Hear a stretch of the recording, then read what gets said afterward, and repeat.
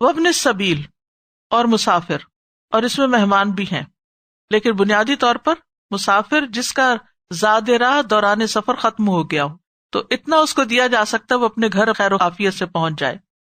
اسی طرح جو شخص کسی نیک کام میں سفر کرنے کا ارادہ کرے، جیسے آپ کو پتہ چلتا ہے کہ آپ کی کوئی دوست احباب جو ہیں وہ حج عمرے پہ مثلاً جا رہے ہیں، انہوں نے اپنا سب کچھ کر لیا، لیکن آپ اپنی طرف سے ان کو کچھ دیتے ہیں، یا پھر اسی طرح اگر کوئی کسی نیکی کے کام میں، کوئی خیر کے کام میں جا رہا ہے تو آپ کہتے ہیں یہ میرا بھی حصہ ڈال دو۔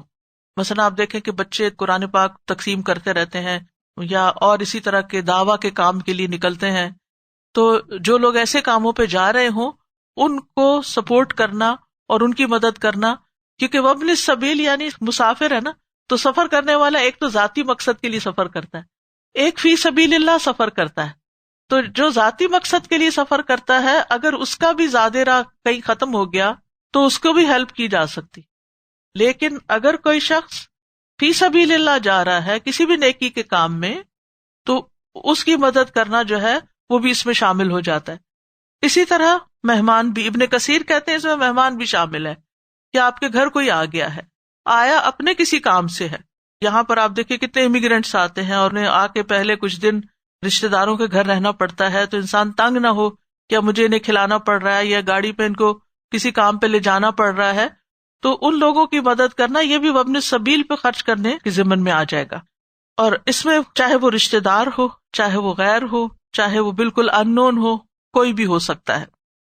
رسول اللہ صلی اللہ علیہ وسلم نے فرمایا یقیناً مومن کے مرنے کے بعد بھی اسے اس کے جن اعمال اور اس کی نیکیوں کا ثواب ملتا ہے وہ یہ ہے، وہ علم جو لوگوں کو سکھا کر اس کو پھیلایا، اور جو صالح اولاد چھوڑی، نیک بچے، اور مصحف قرآن جو میراث میں چھوڑا، یعنی چاہے خرید کے کہیں رکھوایا کسی مسجد میں، اسی لیے ہمارے یہاں ایک ٹرینڈ ہے نا مسجدوں میں قرآن رکھوانے کا کہ کوئی آئے گا پڑھے گا، یا اس کو چھپوایا یا کچھ بھی کیا یعنی قرآن کی خدمت میں سے، یا کوئی مسجد بنائی یا مسافر خانہ بنوایا۔ اب مسجد اور مسافر خانے کا ساتھ ساتھ ذکر ہے۔ اب تو خیر ہوٹلز وغیرہ ہوتے ہیں، لوگ ان میں رہ لیتے ہیں، لیکن پہلے زمانے میں ایسی جگہ نہیں ہوتی تھی، تو پھر باقاعدہ لوگ عمارتیں بنوا دیتے تھے جہاں آ کر قافلے رکتے تھے، رات رہتے تھے، پھر اگلا سفر کرتے تھے، یا کوئی نہر جاری کی، یا اپنی زندگی میں اور اپنی صحت اور تندرستی کی حالت میں اپنے مال میں سے کچھ خرچ کیا، کیونکہ بیمار ہوتا ہے نا انسان تو پھر تو کہتا ہے کہ میں صدقہ کروں، کیونکہ نبی صلی اللہ علیہ وسلم نے فرمایا داؤ مرضاکم بالصدقہ، اپنے مریضوں کا علاج صدقے سے کرو، یعنی صدقہ دینا بھی بیماری سے چھٹکارے کا ذریعہ بنتا ہے، تو یہ بھی اس میں شامل ہے۔ لیکن یہاں بیماری نہیں ہے، کوئی صحت مند ہے لیکن اپنی زندگی میں نیکی کے ان کاموں میں وہ خرچ کر رہا ہے، ان سب کا اجر اسے مرنے کے بعد بھی ملتا رہے گا۔ ٹھیک، تو اس میں مسافر خانہ جو ہے اس کا بنانا وہ صدقہ جاریہ کے کاموں میں سے ایک کام ہے۔ پھر نبی صلی اللہ علیہ وسلم نے اپنا مال مسافروں کے لیے وقف بھی کیا، صدقہ بھی کیا۔ عمرو بن حارث کہتے ہیں کہ رسول اللہ صلی اللہ علیہ وسلم نے نہ دینار چھوڑے، نہ درہم، نہ کوئی لونڈی، نہ غلام، صرف ایک سفید خچر تھا جس پر آپ سواری کیا کرتے تھے۔ اس کے علاوہ ہتھیار اور زمین چھوڑی تھی جسے آپ نے مسافروں کے لیے صدقہ کر دیا تھا، اپنی زمین جو تھی وہ مسافروں کے لیے صدقہ کر دی تھی۔ سبحان اللہ، کیا مثال ہے۔ اب بھی آپ دیکھیں دنیا میں بہت سے ایسے علاقے، ہم یہاں کی سہولتوں کو نہ دیکھیں، ایسے جگہوں کو دیکھیں کہ جہاں لوگ واقعی تکلیف میں مبتلا ہو جاتے ہیں۔ بعض جگہوں پر ٹوائلٹس نہیں ہوتے، لوگ سفر کر رہے، خصوصاً پاکستان میں، یعنی بعض دیہات اور علاقے ایسے ہیں کہ جہاں ایسی سہولت نہیں ہوتی اور لوگوں کی ینگ بچیاں ہوتی ہیں، ان کو گھروں سے باہر جانا پڑتا ہے، تو کنواں تو سب اس لیے کھدوا دیتے ہیں کہ وہ ایک نیکی کا صدقہ جاریہ کا کام ہے، لیکن لوگوں کی ایسی ضروریات پوری کرنا کہ جس سے ان کی عزت بچے اور ان کے مسائل حل ہوں، یہ بھی کرنے کے کاموں میں سے ایک کام ہے۔ اسی طرح جانوروں کے پانی پینے کے لیے جگہ تیار کروانا۔ پھر مسافر سے پانی روکنا جو ہے وہ بہت بڑے گناہوں میں سے ہے۔ نبی صلی اللہ علیہ وسلم نے فرمایا 3 طرح کے لوگ ایسے ہیں جن سے اللہ تعالیٰ قیامت کے دن کلام نہیں کرے گا، نہ ان کی طرف دیکھے گا۔ ان میں سے ایک وہ شخص جس کے پاس جنگل میں ضرورت سے زیادہ پانی تھا، پھر وہ مسافروں کو اس سے روکتا تھا، یعنی رہتا تھا کسی ایسی جگہ، پانی تھا لیکن کوئی آنے جانے والا کو پینے نہیں دیتا تھا، لینے نہیں دیتا تھا، ایک اور روایت میں ہے اللہ اس سے فرمائے گا آج میں تجھ سے اپنا فضل روک لوں گا جس طرح تو نے اس فضل کو روک رکھا تھا جس کو تیرے ہاتھوں نے نہیں بنایا تھا، یعنی تو نے پانی روک دیا تھا۔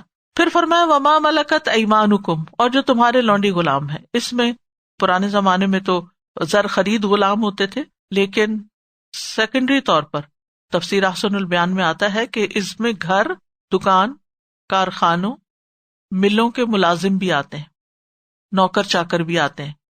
تو غلاموں کے ساتھ جو حسن سلوک کی تاکید کی گئی، تو وہ جو تمہارے ماتحت ہوں، جو تمہاری خدمت کرتے ہیں، تمہارے کام کرتے ہیں، ان کے ساتھ بھی حسن سلوک کرو۔ رسول اللہ صلی اللہ علیہ وسلم نے فرمایا اللہ نے تمہارے بھائیوں کو جوانی کی حالت میں تمہارا ماتحت بنایا۔ جس کا مسلمان بھائی اس کے ماتحت ہو، اس کے انڈر کام کر رہا ہو، اس کا امپلائی ہو، اسے چاہیے کہ اس کو اپنے کھانے میں سے کھانا، اپنے لباس میں سے لباس دے، اور اسے ایسی تکلیف نہ دے جو اس پر غالب ہو جائے، یعنی اتنا کام نہ اس سے لے کہ وہ بیچارہ کرنے سے جائے، اگر ایسی تکلیف دے تو اس کی مدد بھی کرے۔ بعض اوقات کام زیادہ ہو جاتا ہے تو ایسی صورت میں دیکھ لینا چاہیے کہ اس کو کس طرح ہلکا کیا جائے۔ اس کا یہ مطلب نہیں کہ جو صرف جھاڑو پوچھا کر رہے ہو تو ان کی مدد کی جائے، اس سے مراد چاہے کوئی آفس میں ہی کام کر رہا ہو۔ ابھی صاحب بالجم کی بھی بات ہوئی، بعض اوقات جو ہمارے ساتھ ہمارے کولیگز، ہمارے ساتھی، ہمارے مددگار، اگر ان کے اوپر ہم دیکھ رہے ہیں کہ کام کا لوڈ زیادہ ہو گیا ہے تو خود خیال کر کے ان کے کام کو بانٹنا چاہیے، کسی اور کو ان کا مددگار بنانا چاہیے۔ بعض اوقات تو کہتے ہیں ہمیں کوئی ہیلپر چاہیے، اور ہم ایک نہیں سنتے کہ ایسی باتیں کرتے ہیں، ان کو ہیلپر کیا چاہیے، خود ہی کام کر لیں۔ نہیں، جہاں بھی کسی کو مدد کی ضرورت ہو انسان اس کے لیے کوشش کرے۔ اگر اللہ نے آپ کو کسی اتھارٹی کی جگہ پہ رکھا ہے، دوسرے لوگوں پر ظلم اور زیادتی نہیں کرنی چاہیے، مار پٹائی نہیں کرنی چاہیے، جیسے لوگوں کے ہاں عام طور پر رواج ہے، چھوٹے چھوٹے بچوں کو رکھ لیتے ہیں ملازم اور پھر ان کے ساتھ وہ ظالمانہ سلوک کرتے ہیں۔ میری اپنی آنکھوں نے دیکھا کسی کے گھر میں کہ وہ چھوٹی سی بچی ان کے گھر میں اس سے کام لیتی، بالکل چھوٹی سی بچی، اور پھر پتہ نہیں اس سے کیا غلطی ہوئی تو میں نے دیکھا کہ وہ عورت اس کو اتنا پیٹ رہی ہے، یعنی ساری فرسٹریشن، ہر ایک کام غصے کی وہ ساری اس کے اوپر نکل رہی ہے۔ تو اس طرح بھی بعض لوگ جو ہے وہ نہ یہ دیکھتے ہیں کہ گھر میں کون آیا ہے، کیا ہو رہا ہے، بس غصہ آیا تو نکالنا شروع کر دیا۔ ان سے غلطیاں ہوتی ہیں، اگر وہ اتنے ذہین ہوتے، عقل مند ہوتے، اسمارٹ ہوتے تو وہ آپ کے ماتحت کام نہ کرتے، وہ کہیں اور ہوتے۔ تو اس کا مطلب یہ ہے کہ ان کے اندر کوئی کمی کمزوری ہے، جسمانی یا ذہنی یا تعلیمی یا کوئی بھی کمی کمزوری، جس کی وجہ سے وہ آپ کے ماتحت ہو گئے، اللہ نے ان کو ایسے مقام پہ رکھا۔ تو اگر ان سے پھر غلطی ہو، یعنی ان کو اپنے لیول پہ مت دیکھے کہ مجھے یہ بات جلدی سمجھ آ گئی تو اس کو کیوں نہیں آئی، اس کو بھی آ جانی چاہیے تھی۔ نہیں، اس کو نہیں جلدی آئی، پھر سمجھائیں، پھر بھی غلطی کرے تو پھر کتنا معاف کریں۔ ایک آدمی نبی صلی اللہ علیہ وسلم کے پاس آئے، کہنے لگا ہم خادم سے کتنا درگزر کریں، آپ خاموش رہے، اسے پھر وہی بات کی، آپ پھر خاموش رہے، تیسری دفعہ پھر اس نے سوال کیا تو آپ نے فرمایا ہر روز 70 بار اپنے غلام کو معاف کرو۔ 70 بار۔ اگر غلام کو 70 بار معاف کرنا ہے تو شوہر کو کتنی دفعہ معاف کرنا چاہیے، بہن بھائیوں کو کتنی دفعہ معاف کرنا چاہیے، اپنے بچوں کو کتنی دفعہ معاف کرنا چاہیے، یعنی سبھی سے درگزر کے بغیر زندگی کی گاڑی نہیں چل سکتی۔ آپ کو دنیا میں فرشتے نہیں مل سکتے۔ جس انسان سے بھی آپ کا تعلق ہوگا، اس کے نیچر کے فرق کی وجہ سے کچھ نہ کچھ اختلاف سامنے آئے گا، ناپسندیدگی سامنے آئے گی، تو پھر ایسی صورت میں اس کا اظہار نہیں کرنا چاہیے، آنکھیں بند کر لینی چاہیے، درگزر کرنا چاہیے، اگنور کرنا چاہیے۔ اس سے کہتے ہیں تجاہل عارفانہ، پتہ بھی ہے غلطی کی ہے کسی نے، وہ مینشن ہی نہ کرے، ذکر ہی نہ کرے، انجان بن جائے، ہمیں نہیں پتا کہ کی ہے کہ نہیں کی، کیونکہ اگر آپ اسے کہیں کہ تم نے یہ کیا، تم نے وہ کیا، تم نے یہ بھی کیا تھا، اچھا نتیجہ کیا نکلے گا؟ جب آپ کسی کو اتنا ذلیل کر دیتے ہیں، یا جب آپ کسی کو اتنا احساس دلا دیتے ہیں کہ یو آر نتھنگ، کسی کو بھی، کسی بھی ریلیشن شپ میں جب آپ کسی کو یہ بار بار جتاتے ہیں، آپ اس سے کس چیز کی توقع رکھتے ہیں کہ وہ آپ کو کتنی عزت دے گا، آپ سے کتنی محبت کرے گا، آپ کا کتنا خیال رکھے گا، آپ کے لیے کتنی کیئر کرے گا، چاہے آپ کی اولاد ہو، چاہے آپ کا شوہر ہو، چاہے کوئی بھی ہو۔ اگر غصہ آ ہی گیا نا، خاموشی اختیار کر لے، منہ سے نہ بولیں، کیونکہ منہ سے نکلے ہوئے لفظ جو ہے نا، وہ بعض اوقات جو آپ نے کسی کو کوئی ایسا احساس دلایا تھا نا، یقین کریں ساری زندگی نہیں بھولتا۔ اس کے بعد آپ 100 نیکیاں بھی اس بندے سے کرتے ہیں نا تو اس کو وہ نہیں بھولتا، اچھا یہ وہی ہے، یعنی کتنا بھلا ہے۔ ایک چپ اور 100 سکھ والی بات ہے۔ ایک دفعہ خاموشی اختیار کر لیں اور تھوڑی دیر کے بعد آپ کا غصہ، آپ کی جلن وہ بھی ختم ہو جائے گی اور معاملہ رفع دفع ہو جائے گا، کیونکہ آپ اس کی ضرورت ہے، وہ آپ کی ضرورت ہے۔ آپ اکیلے نہیں رہ سکتے. آپ دیکھیں نا اس وقت لوگوں کو اکیلے جو گھروں میں رہنا پڑ رہا ہے، اور وہ اس دن بات ہو رہی تھی کہ لوگ خودکشی کر رہے ہیں اس بنا پر کہ اس سے بہتر ہے مر ہی جائیں، تو یہ بہت تکلیف دہ عمل ہے. تو جب ہماری ضرورت ہے لوگ وہ ہمیں دے بھی رہے ہیں، وہ ہماری خدمت بھی کر رہے ہیں، ہماری مدد بھی کر رہے ہیں، اور تکلیف بھی اگر آ گئی ان سے سو واٹ، کوئی بات نہیں. تو درگزر بہت ضروری ہے، اور خاص طور پر خادموں کی بات اس لیے کہ برابر والوں پہ بھی زور کم ہی چلتا ہے نا ہمارا، اور اپنے سے بڑوں پہ بھی کم چلتا ہے. زور چلتا ہے تو اپنے نیچے والوں پہ چلتا ہے، یا بچے یا پھر خادم، تو ان کے ساتھ زیادہ احسان کی پھر ضرورت ہے. ان اللہ لا يحب من کان مختالا فخورا، بے شک اللہ نہیں محبت رکھتا اس سے جو مختال اور فخور ہو، خود پسند، شیخی ہو رہا. مختال ہوتا ہے عمل میں اور فخور ہوتا ہے زبان سے. یعنی جو شخص خود پسند ہو، اپنی بہت تعریف کرے، یعنی ایسے کام کرے کہ جس سے تکبر ظاہر ہوتا ہو، اپنے آپ کو بڑی چیز سمجھے، اور پھر اپنی بہت تعریفیں کرے، اور وہ ہر وقت یہی چاہے کہ لوگ اس کو اپریشیٹ ہی کرتے رہیں، تو اللہ کی نگاہ میں دیکھیے اس کا کیا مقام ہے. اللہ تعالیٰ کو ایسا شخص پسند نہیں. اب یہاں پر آپ دیکھیے سارے ریلیشن شپس کی بات ہوئی، حقوق کی بات ہوئی، تو پھر اس کے اینڈ میں فرمایا کہ جو شخص خود پسند ہو، شیخی خورا ہو، اللہ کو پسند نہیں. کیونکہ ایسے ہی لوگ دوسروں کے حق مارتے ہیں، ایسے ہی لوگ دوسروں کو تنگ کرتے ہیں جن کے اندر تکبر ہوتا ہے، جو اپنے آپ کو بڑی چیز سمجھتے ہیں، جو اپنے آپ کو بڑا عقل مند سمجھتے ہیں، بہت ذہین سمجھتے ہیں، دوسروں کو بے وقوف سمجھتے ہیں، ان کو کچھ پتہ نہیں. ہر ایک کی خامیاں ان کو نظر آتی ہیں، اپنی کوئی خامی نظر نہیں آتی، اپنی تعریفیں. یہ ایٹیٹیوڈ جو ہے یہ انسان کو اللہ کی نگاہ میں گرا دیتا ہے. انسان کو دوسروں میں ہمیشہ خوبیاں تلاش کرتے رہنا چاہیے، اس کے اندر یہ خیر، اس کے اندر یہ، اس کے اندر یہ. انسان دیکھے دوسرے کو تو اس کی خیر یاد آئے. اپنے آپ کا جائزہ اندر سے خود لیا کرے کہ جب آپ کسی کو بھی دیکھتے ہیں تو آپ کو اس کی خیر یاد آتی ہے، شر یاد آتا ہے. اگر کوئی بری بات یاد بھی ہے تو اس کو ہٹائیں اور اس کی خیر یاد کریں. آپ یقین کریں کہ آپ دنیا کے سب سے خوش انسان ہو جائیں گے، مطمئن ہو جائیں گے، کیونکہ آپ ہر ایک کے اندر خیر ڈھونڈ رہے ہیں اور اپنے اندر کی غلطیاں تلاش کرتے رہیں. تو مختالن فخورا کے الٹ ہو جائے گا. اور فخر وہ ہوتا ہے کہ اپنی کسی خوبی، اپنے حسن و جمال پہ، اپنے کپڑوں پہ، اپنے کسی کام کی انسان تعریف کرتا رہے. تو اگر انسان کے اندر تکبر ہوگا تو یہ خرابی پیدا ہوتی ہے. یہاں سے نفس کی خرابی پیدا ہوتی ہے اور یہاں سے یہ اکڑ پیدا ہوتی ہے. اور اس کا انجام کیا ہے؟ رسول اللہ صلی اللہ علیہ وسلم نے فرمایا ایک شخص 2 چادریں پہن کے اکڑ کے چل رہا تھا اور اپنے آپ میں اترا رہا تھا، اللہ نے اسے زمین میں دھنسا دی اور وہ قیامت تک دھنستا رہے گا. اور پھر یہ ہے کہ ایک دوسرے کے مقابلے پر فخر نہیں جتانا چاہیے. اچھا، ان کی کچھ اور صفات بھی ہوتی ہیں مختال فخور کی، جو اگلی آیت میں بیان کی گئی ہیں. الذين يبخلون ويأمرون الناس بالبخل ويكتمون ما آتاهم الله من فضله وأعتدنا للكافرين عذابا مهينا.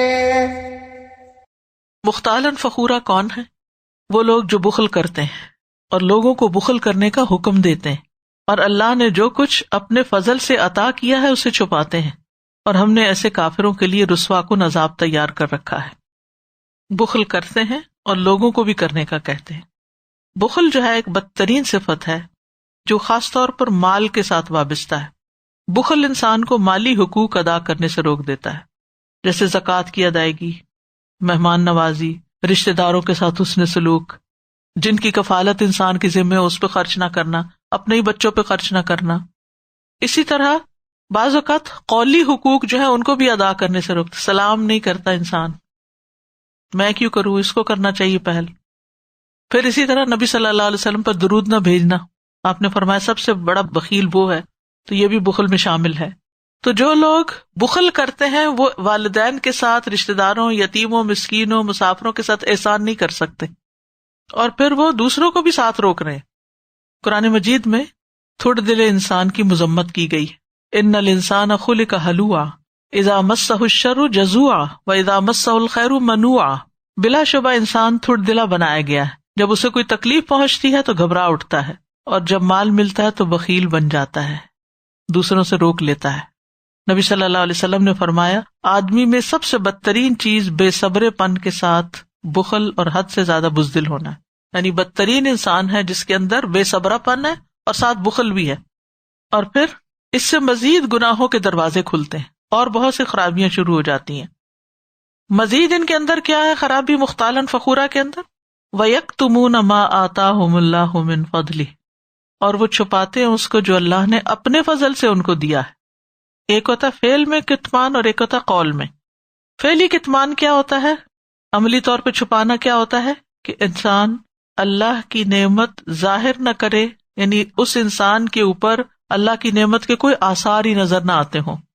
اس کے پاس مال بہت ہو لیکن لوگوں کے سامنے فقیر بن کے آتا ہو، اس کا لباس، اس کا رہن سہن، فقیرانہ سواری، وہ پاک دامنی کی وجہ سے ایسے نہیں کرتا، بخل کی وجہ سے کرتا ہے کہ لوگ مجھ سے مانگ نہ بیٹھیں. اگر میں نے اچھے کپڑے پہن لیے تو لوگ مجھ سے توقع لگا بیٹھیں گے کہ میں اپنے مال میں سے ان کو بھی کچھ پہناؤں یا ان کو بھی کچھ کھلاؤں یا ان کو بھی کچھ دوں. اور قولی کتمان کیا ہوتا ہے کہ وہ لوگوں کے سامنے کہے میرے پاس تو کچھ ہے ہی نہیں، حالات بڑے مشکل ہو گئے، بڑی مہنگائی ہوگی. اچھا کچھ لوگوں کی عادت ہوتی ہے، اللہ تعالیٰ معاف کرے سب کو، کہ ان کے پاس ہوتا ہے اچھا بھلا، اس کا وہ ذکر نہیں کرتے، لیکن ہر وقت وہ اپنی مالی پریشانیاں بتاتے رہتے. یہ بھی ذمہ داری ہے، وہ بھی ہے، اس کا کیا بنے گا، اس کا کیا بنے گا، ہر وقت اسی قسم کی باتیں. اور یہ باتیں عام طور پر رشتہ داروں کے بیچ میں زیادہ ہوتی ہیں. ہر وقت مسکین نظر آتے ہیں، حالانکہ بہت کچھ ہوتا بھی ہے لیکن وہ ظاہر نہیں کرتے.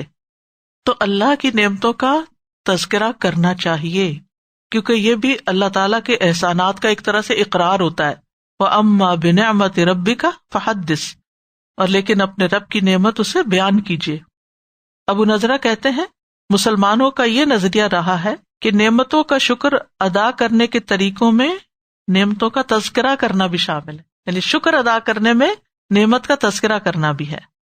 اللہ تعالیٰ کے احسانات کا ذکر کرنا چاہیے.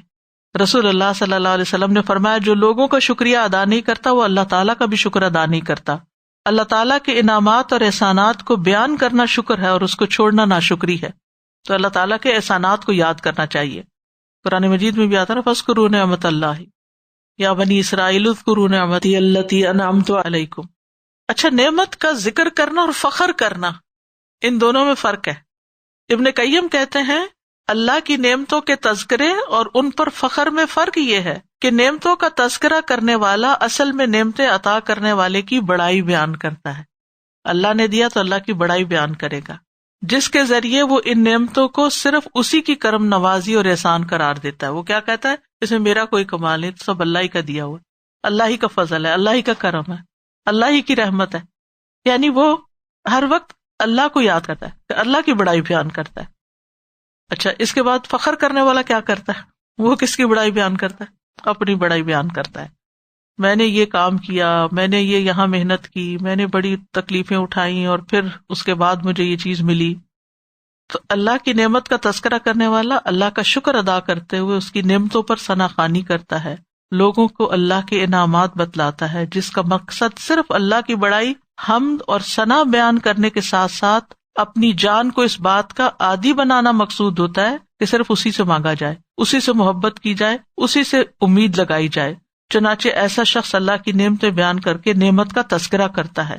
ابن قیم کہتے ہیں جبکہ نعمتوں پر فخر کرنے والا شخص اللہ کی عطا کردہ نعمتوں کے باعث لوگوں پر زبان درازی کرتا ہے، یعنی مال زیادہ ہے نا تو دوسروں میں کیڑے نکالے گا، اور انہیں یہ باور کراتا ہے کہ وہ ان سے اعلیٰ، افضل اور بڑا ہے. ہر وقت لوگوں کے سر چڑھ کر رہے، انہیں اپنا غلام سمجھے اور ان نعمتوں کی وجہ سے لوگوں کو اپنی تعظیم اور خدمت گزاری پہ مجبور کرے. یہ سب فخر و غرور کی علامتیں. تو دونوں کے رویوں میں بڑا فرق ہے. پھر اسی طرح یہ ہے کہ نعمت کے اظہار میں کہ اللہ کی نعمت کا اثر نظر آنا چاہیے.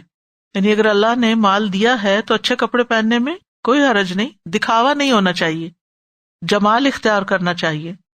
ابن مسعود کہتے ہیں ایک شخص نے عرض کیا یا رسول اللہ مجھے یہ چیز اچھی لگتی ہے، صلی اللہ علیہ وسلم مجھے یہ چیز اچھی لگتی ہے کہ میرے کپڑے دھلے ہوئے ہوں، میرے سر میں تیل لگا ہو، میرے جوتوں کا تسمہ نیا ہو. اس نے کچھ اور چیزیں بھی ذکر کی، حتیٰ کہ اپنے کوڑے کی رسی کا ذکر بھی کیا. یا رسول اللہ کیا یہ بھی تکبر میں شامل ہوگا؟ فرمایا نہیں، یہ تو خوبصورتی ہے.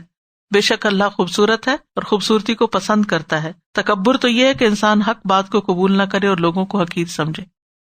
وَأَعْتَدْنَا لِلْكَافِرِينَ عَذَابًا مُهِينًا، اور ہم نے کافروں کے لیے رسوا کرنے والا عذاب تیار کر رکھا ہے.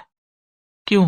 کیونکہ وہ اللہ کے بندوں کے ساتھ تکبر کے ساتھ پیش آتے ہیں، اللہ کی نعمتوں کی ناشکری کرتے ہیں، اللہ کے حقوق کو ادا نہیں کرتے، اللہ کی نافرمانیاں کرتے ہیں، اور بخل کی وجہ سے دوسروں کے حقوق نہیں دیتے، انہیں محروم رکھتے ہیں. وہ دوسروں کی دنیا کی زندگی کو مشکل بناتے ہیں، اللہ ان کی آخرت کو مشکل بنا دے گا. والذین ينفقون أموالهم رئاء الناس ولا يؤمنون بالله ولا باليوم الآخر ومن يكن الشيطان له قرينا فساء قرينا.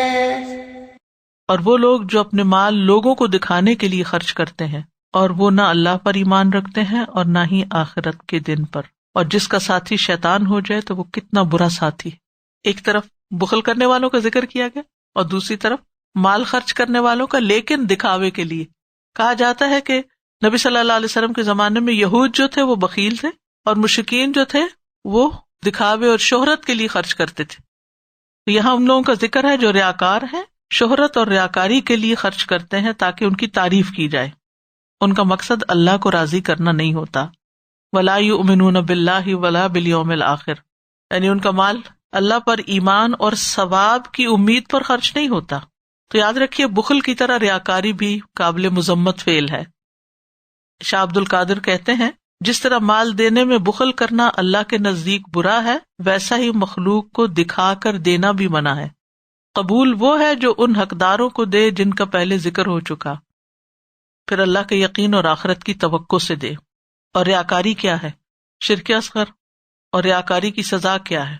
صحیح بخاری میں آتا ہے رسول اللہ صلی اللہ علیہ وسلم نے فرمایا کہ جو لوگوں کو سنانے کے لیے عمل کرے گا اللہ قیامت کے دن اس کا بھید کھول دے گا. اس نے یہ صرف دکھانے کے لیے کیا تھا، اس کی اللہ کی رضا مقصود نہیں تھی. اور جو لوگوں کو مشقت میں ڈالے گا اللہ قیامت کے دن اسے مشقت میں ڈالے گا. تو نیت کا جو بگاڑ ہے یہ بڑے بڑے نیک اعمال کو ضائع کر دیتا ہے. قیامت کے دن سب سے پہلے جہنم میں وہ لوگ جائیں گے جو بہت زیادہ علم والے لیکن دکھاوے کا پڑھنا پڑھانا، بہت زیادہ مال والے دکھاوے کا خرچ کرنے والے، اور اسی طرح شہید دکھاوے کے لیے جس نے جان دی. فرمایا قیامت کے دن سب سے پہلے جس کا فیصلہ کیا جائے گا وہ شخص ہوگا جس پر اللہ نے وسعت کی، ہر طرح کا مال دیا، اسے لایا جائے گا، نعمتیں گنوائی جائیں گی، وہ پہچان لے گا. اللہ فرمائے گا تو نے نعمتوں کے ہوتے ہوئے کیا عمل کیا؟ وہ کہے گا میں نے تیرے راستے میں خرچ کیا جہاں خرچ کرنا تجھے پسند تھا. اللہ تعالیٰ فرمائے گا تو نے جھوٹ کہا، بلکہ تو نے اس لیے کیا کہ تجھے سخی کہا جائے، وہ ہو چکا. پھر حکم دیا جائے گا کہ اسے منہ کے بل گھسیٹتے ہوئے آگ میں ڈال دیا جائے، اور وہ ڈال دیا جائے گا. حالانکہ اس نے بہت دنیا میں مال خرچ کیا ہوگا، ادھر ادھر ادھر ہر طرف، لیکن سب دکھاوے کے لیے تھا. وَمَن يَكُنِ الشَّيْطَانُ لَهُ قَرِينًا فَسَاءَ قَرِينًا، شیطان جس کا ساتھی بن جائے. قرین ہوتا ہے وہ جو ساتھ ہی ساتھ رہے، ہر وقت ساتھ رہے، تو بدترین ساتھی ہے. کیونکہ شیطان انسان کو برائی پر اکساتا ہے اور کیا چاہتا ہے کہ وہ برا کرتا رہے. یہ شیطان انسانوں میں سے بھی ہو سکتا ہے اور جنوں میں سے بھی ہو سکتا ہے، یعنی برے ساتھی مراد ہیں جس کے ساتھ انسان کا بہت سا وقت گزرتا ہے. تو اس آیت کریمہ میں اس بات کی طرف اشارہ ہے کہ برے ساتھی انسان کے اخلاق کو بگاڑ دیتے ہیں. جیسے بیماریاں پھیلتی ہیں نا، یعنی جیسے کسی شخص کے اندر اگر جراثیم ہے تو وہ کسی اور صحت مند شخص کے پاس بیٹھے گا تو اس کے اندر ٹرانسفر ہو جائیں گے. ایسے کسی کے اندر اخلاقی خرابیاں ہیں تو اگر وہ کسی نیک انسان کے ساتھ دن رات بیٹھنا شروع ہو جائے گا تو اس کے اندر ٹرانسفر کر دے گا. تو اچھی کمپنی جو ہے اس سے انسان اچھے اثرات، اچھے سبق لیتا ہے، اور بری کمپنی سے انسان کے اندر برائیاں پیدا ہوتی ہیں. اور یہ آپ نے دیکھا ہوگا کہ آپ اچھے بھلے، آپ نے نماز پڑھی، ذکر کیا، اچھے اچھے کام کیے، اتنے میں کوئی شخص یا آ گیا یا کوئی فون آ گیا اور خواہ مخواہ میں غیبت سن لی یا کر لی، یا آپ نہیں بھی سننا چاہتے تو کوئی آپ کو سنائے چلے جا رہا ہے. تو اگر یہی فون کسی نیک انسان کا آتا تو وہ آپ کو کوئی اچھی بات بتا کے آپ کے ایمان میں اضافہ کرتا. تو کہاں یہ کہ انسان کو ایسے لوگوں کے بیچ میں رہنا پڑے ہر وقت جو گالی گلوچ کے عادی ہیں یا جھوٹ بولنے کے یا غیبت کرنے کے، تو زندگی حرام ہو جاتی ہے. وَمَن يَكُنِ الشَّيْطَانُ لَهُ قَرِينًا فَسَاءَ قَرِينًا. اسی لیے وہ دعا مانگنی چاہیے، اللہم یسر لی جلیسا صالحا، یا اللہ مجھے نیک ساتھی عطا کر، نیک دوست دے. وماذا عليهم لو آمنوا بالله واليوم الآخر وأنفقوا مما رزقهم الله وكان الله بهم عليما. اور ان کا کیا نقصان ہوتا اگر وہ اللہ اور آخرت کے دن پر ایمان لے آتے اور جو رزق اللہ نے انہیں دیا اس میں سے وہ خرچ کرتے، اور اللہ انہیں خوب جاننے والا ہے. اللہ اکبر. یعنی ان کا کیا بگڑتا اگر یہ ایمان لاتے اللہ پر اور آخرت کے دن پر. یہ کس کی طرف اشارہ ہے؟ منافقین کی طرف اشارہ ہے، جو خرچ کرتے ہوئے ریاکاری کرتے ہیں. دکھاوا کرنا جو ہے یہ منافقین کا شعار، وہ دکھاوے کا ایمان لائے ہوئے تھے، اندر سے ایمان نہیں تھا، دکھاوے کے کام کرتے تھے، فی سبیل اللہ خرچ بھی کرتے تھے، جہاد پہ بھی چل پڑتے تھے، یہ سب لوگوں کو دکھانے کے لیے. نمازیں بھی دکھاوے کی پڑھتے تھے، نمازیں پڑھنے بھی آ جاتے تھے، لیکن خلوص کے ساتھ نہیں، صرف دکھانے کے لیے کہ لوگ سمجھے ہاں یہ مسلمان ہے. تو اس لیے فرمایا کہ ان کا کیا بگڑتا اگر یہ اللہ اور آخرت پر ایمان لاتے، یعنی دکھاوا چھوڑ دیتے، نقصان دہ رستے کو چھوڑ کر فائدہ مند رستہ اختیار کرتے. وَأَنفَقُوا مِمَّا رَزَقَهُمُ اللَّهُ، اور اللہ نے انہیں جو رزق دیا اس میں سے خرچ کرتے. وَكَانَ اللَّهُ بِهِمْ عَلِيمًا، اور اللہ ان کو خوب جاننے والا ہے.